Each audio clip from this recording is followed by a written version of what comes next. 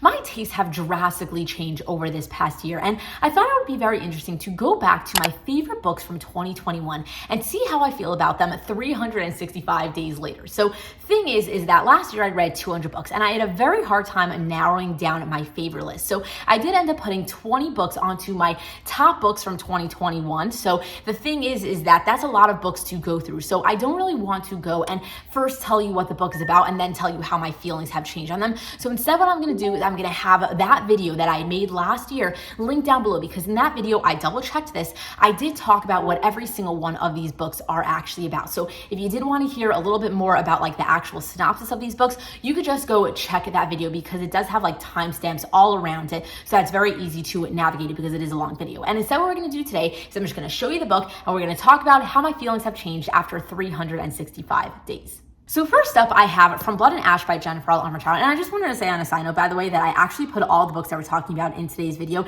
in the same exact order that I had them in last year's video. I don't know why I felt the need to tell you that, but my OCD felt like it was very necessary to do this. So I just wanted to point it out. But either way, From Blood and Ash, I remember very specifically last year being super obsessed with this. Like, I remember the first time that I read this book, like this entire series in general, the first 3 books, I really enjoyed it. I was like, if you're a fan of Avatar, if you're a fan of Sarah J. Maas in general, this is literally the series for you to check out. And then happens to be a couple of months later, the 4th book in this series came out, and I really wanted to get myself prepared for it and like catch myself up on everything that actually had happened in this series. So what I decided to do is do a full-on reread, and I actually vlogged the whole thing for you guys, and I did chapter by chapter recaps. And then because I was doing that, I really had to pay attention to what was going on and really like take notes, figure it out so that I can like, you know, easily portray it to you guys so that you guys understood what was actually going on. So thing with doing that is that I actually realized how this series in general was actually being built up and the lack of stuff that was actually happening, and it ended up driving me insane. I almost couldn't even get through my entire reread, let alone the new book that actually came out last year. Somehow I did do it, but it ended up taking a lot of skimming, specifically in the 4th book. I really did fully read through the first 3 books so that I can make my vlogs for you guys, but oh my god, was it a freaking struggle. I think my 2 biggest problems with this series, besides for the fact that almost nothing happens, is the way that the world is actually being built up. I think that the general like vibe of how she decides to give us information is by basically having Poppy, our main character, ask a question, and she'll ask it multiple times to multiple people, think it 1,000 times, then she'll finally get her answer. They'll discuss it a few times, and then all of a sudden later on we'll find out that the answer that she got wasn't actually true, and then we have to start the cycle all over again. So it was just information being built up on top of information, and then all of a sudden we'd have to switch what we think is actually fact into that was a lie, and now we have to put something on top of that. And it was really hard to keep track of what was actually going on, and I don't know why I didn't realize this the first time that I read it, but the second time, oh my god, it stuck out like a sore thumb, and it drove me absolutely insane. And that was the biggest reason why I ended up not really enjoying the series the second time around. And then on top of that, the romance wasn't as good as I remember it being. I don't know what really like pulled me to it the first time. I think like in the first book, it is really not that bad, but I remember specifically thinking that like the second book in the series was very similar to A Court of Mist and Fury, the way that it actually went down. And then when I did my reread specifically, I realized how drawn out everything was in the second book, and it was driving me insane how like nothing was actually happening for such a long amount of time, which goes back to my fact of like, you know, nothing actually happens throughout the series. And I just realized that the romance wasn't as good as I remember it being. And then that was basically the second thing that really let me down in this book. And then just overall, I was no longer a fan of the vibes of this series in general. So yeah, this time last year, I really liked it, and now I no longer am a fan. Next, I have The Last Thing You Said by Sarah Byron. So this is a YA romance, and last year I still was reading a lot of YA. I kind of started out my reading journey reading YA, and last year was actually the year that I slowly transitioned myself out of that. I think it was sometime over the summer where I started picking up some new adult sports romances and things along those lines, and that kind of trickled me into like the steamier books and the adult books in general. And once I started getting into those books, I'm like, oh my god, this is so much more exciting, and I kind of started putting YA on the back burner. And then this year is kind of when I fully said goodbye to YA and I fully transitioned myself into adult books in general. And I think that's a very normal transition for people to go through. Like, you kind of like grow up, your taste change, things just don't feel the same as they used to. And that's why when I look back at this book, I still do have very fond memories of it. Like, I remember the time that I read it, I really enjoyed it, and it made it onto my favorite list for a reason, because at the time I was still into YA. But I do think that if I would have done a reread of it like now, I wouldn't feel the same way about this book, only because I'm no longer into the vibes of the story. Like, I can no longer wrap my head around the youngness of YA, and I think that's very normal. So So what I'm gonna say is that I still do stand by the fact that this was my favorite read of 2021. I don't think that it was a bad book that I just like wasn't seeing through. I think that if you are a fan of YA, this is definitely a book that you should check out, but I am no longer a YA reader, and that's why I think that I'm just gonna have to leave this book in the past and just remember that, like, I enjoyed it when I read it. This next book is Not Pretending Anymore by V. Keeland and Penelope Ward. So this is a book that in my last year's video, I specifically had said how I believe that this might be my favorite fake dating book I have ever read. And the thing is that I have read a lot more fake dating books over this past year. So I don't know if I still stand by that fact, because I have to do a reread of this one to see how it pans out, like, in comparison to the ones that I ended up reading after I read this book. But I still do think that this book was a freaking banger. And I've actually been wanting to do a reread of this like very soon, because I do think that it would still be a very good book if I did end up deciding to go back to it. I did actually do a lot of rereads from these authors specifically this past year, and all of their books ended up panning out the second time around. Like, my enjoyment for them didn't really go down, and that's why I think that this book is still really good, and I understand why I ended up putting it on my favorite reads from last year. And hopefully when I do my reread, it still will be as good the second time around. And what's funny is that this next book is actually the reason why I still stand by my previous book, because this is Boss Man by V. Keeland, and I actually did do a reread of this one this past year, and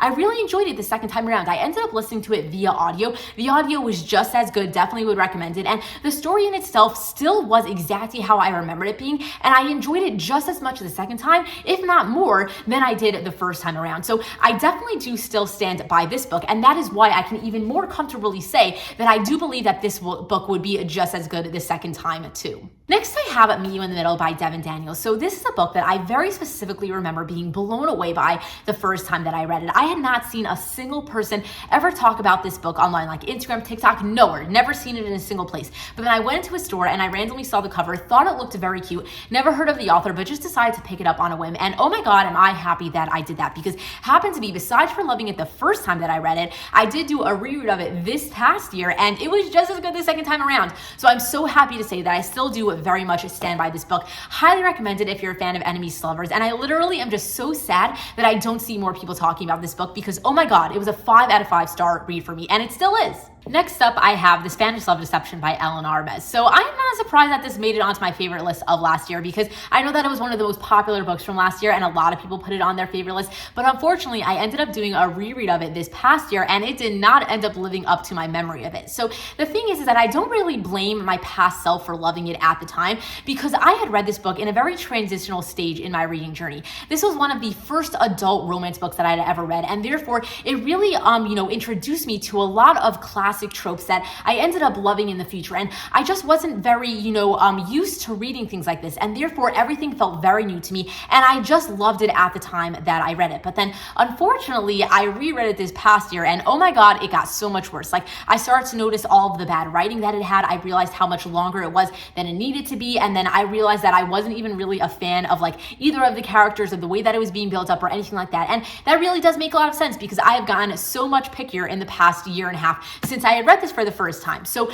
I don't blame myself for liking it at the time that I read it, because I was a much less pickier person at the time, but now definitely do not stand by this book, and I'm no longer a big fan of it. And what's funny is that more or less the same exact story goes with The Hating Game by Sally Thorne. So this book I had actually read right before The Spanish Love Deception, and I was talking about it to a couple of my friends online who were reading it at the same time as me, and were like, oh my God, absolutely love this book. And then someone had actually recommended me, they're like, if you liked this book, go and read The Spanish Love Deception, because if you are a fan of this, you basically get the same exact thing in that book, but then tack on a fake dating trope as well. And then that's exactly what I did, and that is why I absolutely loved it, because I loved this one, then I moved on to The Spanish Love Deception, and I loved that as well because they were so similar. But then unfortunately, I literally just did a reread of this probably like a week or so ago, and oh my God, did my feelings go downhill for this book so freaking much. I was so surprised that I did not like this book the second time around as much as I did the first time that I read it, and I really didn't see it coming. Like, for some reason, I just wasn't into either of the characters. I found it so much cringier than I remember it being, and there was just so much about it that really didn't work for me the second time around,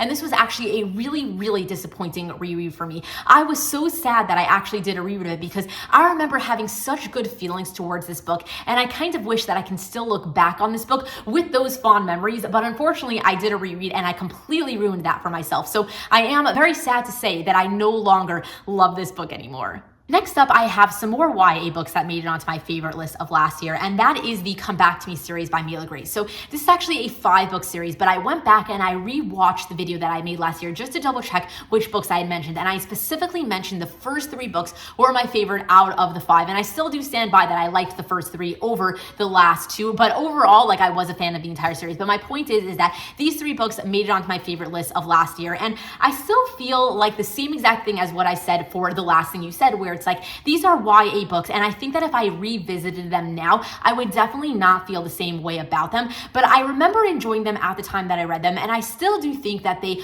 would live up to the feelings that I had for them if I had reread them when I was still in my YA era. So I am going to say that I'm not surprised that these made it onto my favorite list of last year, and I still do have fond memories of these, and I still do think that they were really good for what they were. But unfortunately, I don't think I can ever actually revisit these to double check if they're still that good, because I don't think I would enjoy them as much the second time around, just because my natural tastes in books have changed over time.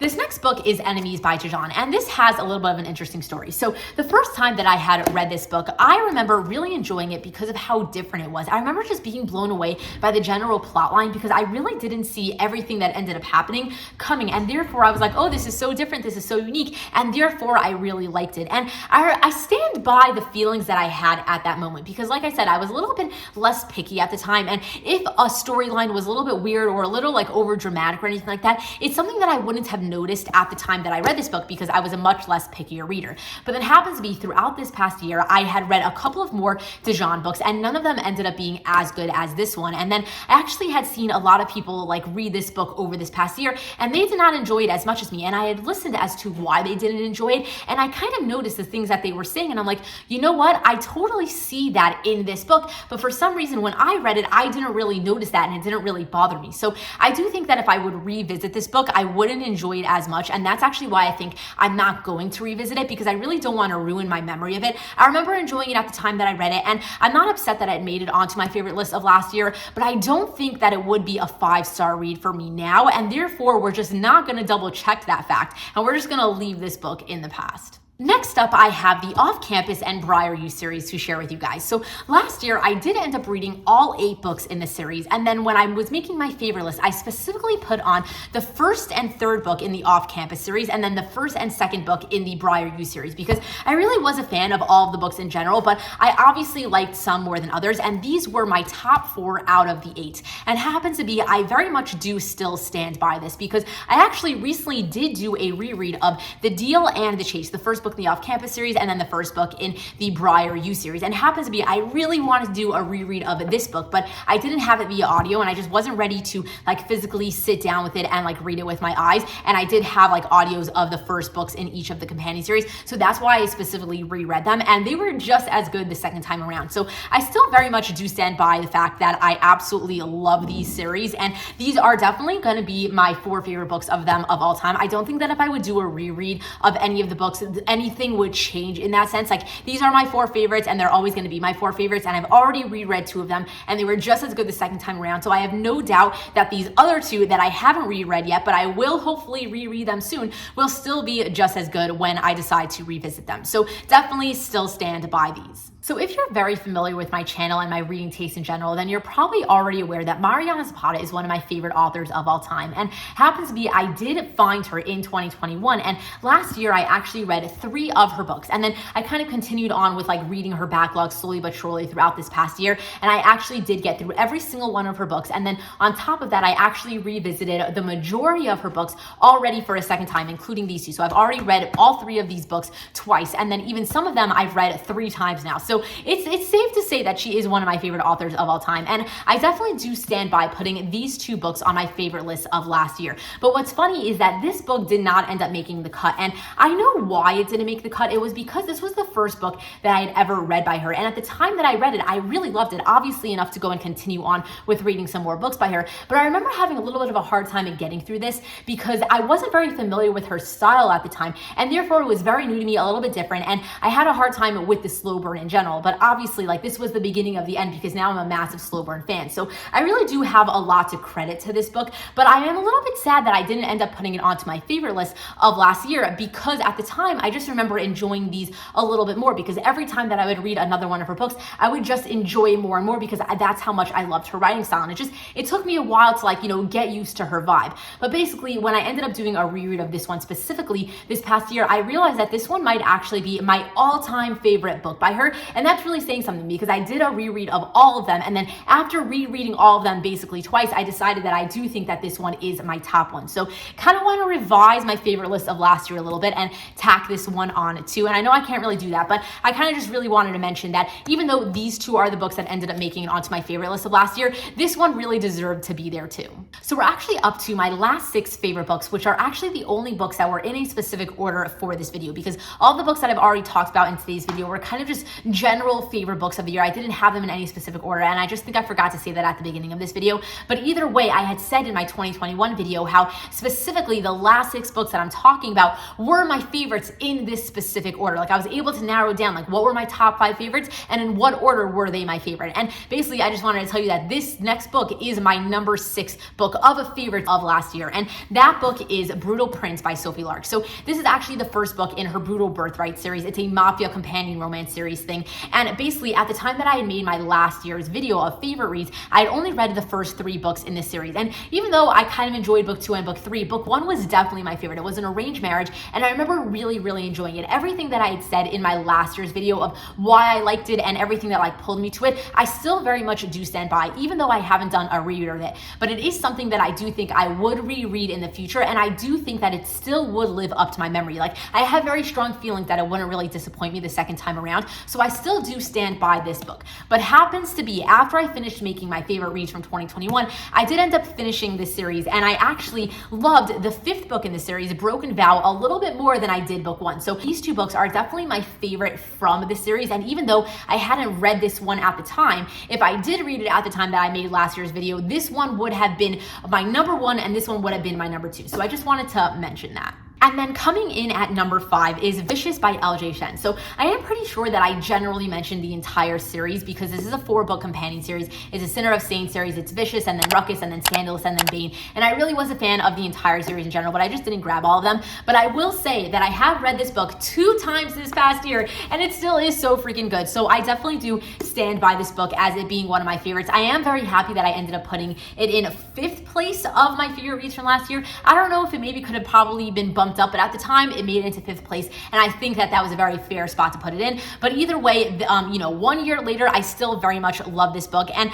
even though I haven't done rereads of the other books in this series, I do think that they still would live up to my memory of them. I can't say for sure because I have to do a reread of them, but I have read this book specifically twice, and I loved it every single time that I revisit it. So that is really saying something. And then in spot number 4, I had put The Sweetest Oblivion by Daniel Laurie. So this is another arranged marriage mafia romance. And the thing is at the end of last year, I was very heavy in my mafia era and it kind of fizzled itself out like somewhere in January and I kind of never went back to mafia. But at the time that I read this, I absolutely loved it. I actually think that this was the first mafia romance that I ever read. And I think that's a big reason as to why it blew me away and as to why it ended up making it on my top 4 of the year from last year, because it was just another one of those things that was very new to me and therefore I was very blown away by it and I was just absolutely obsessed, and it kind of started a little journey of me going into like the darker romance era. So the thing is that I do definitely think that it deserved to be in the spot that it was. I do think that if I would revisit this book, I still would very much enjoy it, but I'm not sure if I would enjoy it as much. And I don't know why I'm saying that, but I have a weird feeling about that, like that my mind wouldn't be in the same mindset as it was the first time that I read it, and therefore I don't know if I would enjoy it as much, but I still do stand by this book that it was a favorite read from 2021. I still think that if I would revisit it, I would like it. I just don't know if I would like it as much, but not as much. Like I still think that I would enjoy it, but I'm no longer in my dark romance mafia era, so I don't know if it would hit as hard. Does that make sense? And then in spot number 3 is There Are No Saints by Sophie Lark, and I do think that I also had considered the second book in the duet, There Is No Devil, as like my favorite as well, but I just didn't grab it in that video, and therefore I didn't grab it for this video. But either way, this was the first serial killer romance I had ever read. I'd read it at the end of the year, kind of when I was in my dark romance mafia era. Thank you to all of these books that ended up making it into my top favorites. It was because I was feeling that vibe at the end of the year, and therefore they just all ended up making it onto the list. And I still do stand by this. I think that this book blew me away, and I think that if I would revisit this book again, it would still be just as good. The only thing that I will say though is that I remember loving book 1 and book 2 just as much. I equally loved both of them, and I do think that if I would revisit them, I would enjoy book 1 more than book 2. And my reasoning for saying that is because I had seen a lot of other people read this series after I had read it. I kind of read it right when it had come out, before the hype, before anyone was saying anything about it, and I was really blown away by it, and I know ulterior thoughts in my head for it, and that's one reason why I loved it. And then I started seeing a lot of people say different things about the series. Obviously, most people liked the book because it's absolutely amazing, but there were some more negative things that I'd seen about the second book in the series, and I kind of agreed with the things that they had said. And that's why I think that if I would revisit this story, which hopefully one day I will, because I'd be super down to reread this book, honestly. But either way, if I revisited it, I do think that I would enjoy book 1 over book 2, but I still think as a duet, it would still be very, very solid. And then in spot number 2, as in my second most favorite read from 2021, was the Ravenhood series by Kate Stewart. So I still am absolutely obsessed with the memories of this series. I remember when I read it, I was blown away. There was nothing that I've ever read like this, and there was nothing that I ever read like this after I read this. So this is literally just a one-of-a-kind story that I have such good feelings towards, and I still absolutely love this series for what it is. The thing is that if I revisited it, would I feel the same way? I am not sure, and I actually have a weird feeling that I don't think I would love it as much, because I don't think that it's a series that you can necessarily go and revisit and then have the same experience with, because it is one of those stories where it's kind of you go into it and then you kind of learn things as you go, and that was kind of part of the experience of reading it. And that's why I've gone back and forth with revisiting this series all this entire past year. I've wanted to revisit, and then I'm like, no, I don't really want to ruin my feelings towards it and things along those lines. And I think I'm teetering on the edge of that I'm not going to ever reread this series, because I still do stand by the fact that this was one of my favorite books from the year of 2021, and I think that I should leave it there and just remember how it felt to read it at the time, because I really don't want to go back into this series and then not feel the same way about it. And I have a weird feeling that that might happen if I do. So I do stand by this book, but I don't know if I can ever reread it, and that is just a little bit sad. And now for my favorite read of 2021, which is also the last book that I'm going to be sharing with you, is the entire Addicted/Calloway Sisters series by Kristen Beck-Ritchie. So this is a collection of 10 books, and as a whole, it made it onto my number 1 favorite read of 2021. And I still very much do stand by this. So the thing is that I had an amazing experience reading this. I had read it at the end of last year. I think I started mid-November, and then throughout the entire December, as I was doing Bookmas, because this time last year I was doing a video every single day for the entire month, because I really want to do that. Not doing it again this year because it was way too much work. But what I had done is every single Friday I had put out another vlog for this series where I bunched in 2 or 3 of the books, and then I just brought you along while I was reading it. And just between doing those vlogs and then actually reading this series, because I loved it so much, really made for a very memorable and amazing experience for me. And I will always look back on that time as oh, it was just such a freaking good time in my life, And therefore I am very happy that this ended up making it into my number 1 spot of my favorites of 2021, because I do think that it definitely deserves to be there. And I do think that if I would have read it for the first time this past year, it still would have somehow made it to my number 1 list of 2022. So very much do stand by this being my number 1 favorite read of last year. And I still do absolutely love it, even though I have not reread it yet. But I will say that I did recently purchase all of the audiobooks in this series. There was an Audible sale going on, and they were all just a couple of dollars each. So I ended up getting every single audiobook, and I do plan to go and revisit this story in 2023 via audio, and I am very excited for that. And I do have a feeling that it still will live up to my memory of it. I don't think that I'm going to be disappointed the second time around, because I vividly remember reading this series and I know why I loved it, and I don't think that my feelings will ever change on that. So still my favorite series of all time. I very much agree with the fact that I put it at my number 1 spot for my favorite reads from 2021, and that is all I have to say about that. So with that said, I'm going to let you guys go, but I am curious to know what books made it onto your favorite list of last year, and have your taste changed in any way in the last 365 days towards those books specifically, because I do think that it's very interesting to see how taste change generally over time. So